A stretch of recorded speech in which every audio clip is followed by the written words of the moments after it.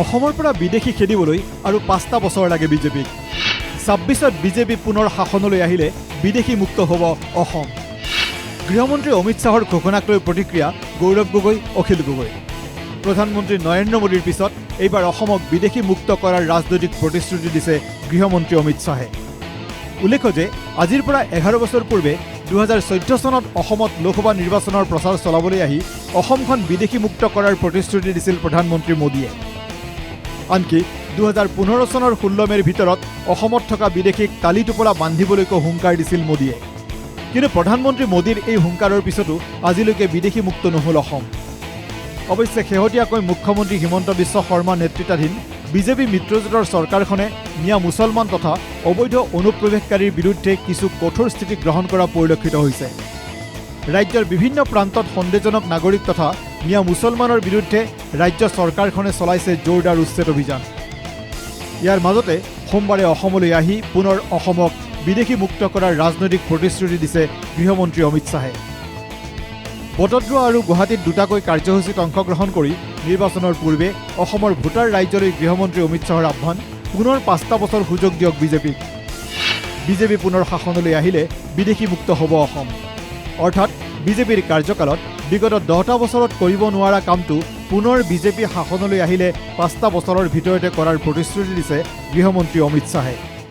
मित्रों, आज मैं आपको कहकर जाता हूं, एक और 5 साल भाजपा की झोली में आसाम सरकार डाल दो, पूरे आसाम को हम घुसपैठियों से मुक्त कराएंगे, घुसपैठियों से मुक्त कराएंगे। भारतीय जनता पार्टी का संकल्प है न केवल आसाम, पूरे देश से चुन चुन कर हम घुसपैठियों को निकालने का काम करेंगे, चुन चुन कर। অসমত গৃহমন্ত্ৰী অমিত শ্বাহে কৰা এই ঘোষণাক লৈ সৰব হৈ উঠিছে ৰাজ্যৰ বিৰোধী ৰাজনৈতিক দলসমূহ। গৃহমন্ত্ৰীৰ মন্তব্য সন্দৰ্ভত দিল্লীত প্ৰতিক্ৰিয়া প্ৰকাশ কৰে প্ৰদেশ কংগ্ৰেছৰ সভাপতি তথা সাংসদ গৌৰৱ গগৈয়ে। প্ৰধানমন্ত্ৰী নৰেন্দ্ৰ মোদী আৰু গৃহমন্ত্ৰী অমিত শ্বাহক প্ৰদেশ কংগ্ৰেছৰ সভাপতি গৌৰৱ গগৈৰ প্ৰশ্ন, 10 বছৰ পূৰ্বে মোদীয়ে অসমৰ ৰাইজক দিয়া প্ৰতিশ্ৰুতি কি হ'ল? 10 বছৰ পিছত বিদেশী খেদিবলৈ পুনৰ 5 বছৰ লাগে অমিত শ্বাহক। जो वादे प्रधानमंत्री मोदी जी ने किए थे आज से 10 वर्ष पहले कि सारे अवैध बांग्लादेशी निकल जाएंगे, उस वायदे का क्या हुआ? आज तो गृह मंत्री दोबारा 10 साल पुराने प्रधानमंत्री मोदी जी के बातों को दोहरा रहे, तो कहीं ना कहीं वो नाकामयाब रहे इन 10 वर्षों में, इसलिए 10 साल बाद आज भी वो 5 साल और मांग रहे हैं। 10 साल में क्या किया उसका कोई चिट्ठा नहीं है। অসমৰ বিদেশী অনুপ্ৰৱেশকাৰীক লৈ গৃহমন্ত্ৰী অমিত শ্বাহৰ মন্তব্যক উভতি ধৰিছে ৰাইজৰ দলৰ বিধায়ক অখিল গগৈয়ে। বিধায়ক অখিল গগৈৰ অভিযোগ, 11 বছৰীয়া পুৰণি কেছেট এখন বজাই গ'ল অমিত শ্বাহে। নিৰ্বাচন অহাৰ লগে লগে বজাৰলৈ পুনৰ টেঙা মানিছে বিজেপিয়ে।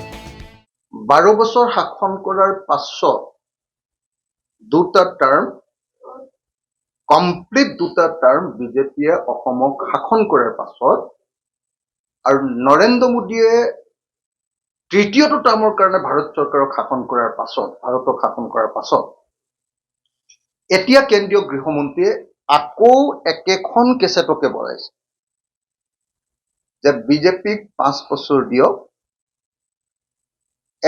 এটাকৈ ঘুচপেটীয়া, এটাকৈ অনুপ্ৰৱেশকাৰী, এটাকৈ বিদেশী তেওঁলোকে বোলে খেদিব। এতিয়া আপোনালোকে দেখিছে যে নিৰ্বাচন অহাৰ লগে লগে বিজেপিয়ে আকৌ টেঙা আম লৈ আকৌ অসমৰ বজাৰলৈ আহি গ'ল। আপোনাৰ গৃহমন্ত্ৰী অমিত শ্বাহ অহাৰ আগে আগে কৈছিলো যে তেওঁ পুৰণি কেছেটখন বজাবলৈ আহিব, তেওঁ আকৌ হিন্দু মুছলমানৰ কথা ক'বলৈ আহিব, তেওঁ আকৌ অসমত সংঘাত লগোৱা কথা ক'বলৈ আহিব, আৰু তেওঁ আকৌ প্ৰতাৰণা বা মিছা কথা ক'বলৈ আহিব। কাজিৰঙাত এক সংবাদমেল সম্বোধন কৰি বিজেপিৰ বিগত 10 বছৰীয়া কাৰ্যকালত অসমত বিদেশী বিতৰণৰ তথ্য উদঙালে বিৰোধী বিধায়ক অখিল গগৈয়ে। 10 বছৰত 1676 গৰাকী বিদেশী খেদিছে বিজেপিয়ে। 10 বছৰত চিনাক্ত হৈছিল 1,04,748 গৰাকী বিদেশী। সোণোৱালৰ কাৰ্যকালত চিনাক্ত হৈছিল 76,024 গৰাকী বিদেশী। সোণোৱালৰ কাৰ্যকালত বিতাড়িত হৈছে মাথো 270 গৰাকী বিদেশী। হিমন্ত বিশ্ব শৰ্মাৰ কাৰ্যকালত চিনাক্ত হৈছে 28,724 গৰাকী বিদেশী।